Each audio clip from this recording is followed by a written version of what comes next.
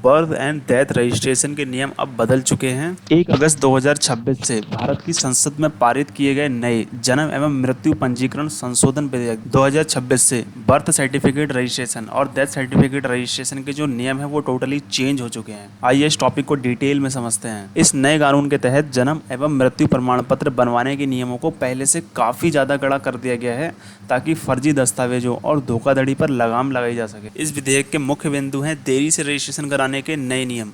यदि आप 21 दिनों के अंदर मृत्यु या जन्म का पंजीकरण नहीं कराते हैं तो देरी की अवधि के नियम जो हैं वो बदल दिए गए हैं। 1 साल से अधिक लेकिन 2 साल से कम की देरी, इसके लिए आपको जिला मजिस्ट्रेट डीएम या एसडीएम या उनके अधिकृत किसी कार्यकारी मजिस्ट्रेट से अनुमति और जांच करानी होगी, जैसा कि पहले के केसेस में होता था। लेकिन अब 1 से 2 साल की देरी पर ही ऐसा होगा कि एसडीएम की रिपोर्ट लगेगी, एसडीएम के ऑर्डर कराने पड़ेंगे। लेकिन 2 साल से अधिक की देरी होने पर आपको न्यायिक मजिस्ट्रेट प्रथम श्रेणी, मतलब आप बर्थ और सर्टिफिकेट कोर्ट से बनेंगे। कोर्ट में जो प्रथम श्रेणी के न्यायिक मजिस्ट्रेट होते हैं उनकी परमिशन लेनी पड़ेगी। परमिशन लेने के बाद ही आप बर्थ या डेथ सर्टिफिकेट इशू करवा पाएंगे। कुछ नियम अस्पतालों के लिए भी चेंज किए गए हैं, जैसे अस्पतालों के लिए अनिवार्य नियम। सभी चिकित्सक संस्थानों के लिए अब यह अनिवार्य कर दिया गया है कि वे मृत्यु का कारण बताते हुए प्रमाण पत्र रजिस्ट्रार को सौंप, मृतक के निकटतम रिश्तेदार को सौंप दें। आधार लिंकेज से रिलेटेड भी बहुत से नियम चेंज किए गए हैं। पहले बिना आधार कार्ड के भी बर्थ सर्टिफिकेट आसानी से बन जाता था, लेकिन नए कानून आने के बाद जन्म या मृत्यु प्रमाण पत्र बनाने के लिए आधार कार्ड कंपलसरी कर दिया गया है। विशेष परिस्थितियों में थोड़ी सी आसानी की गई है,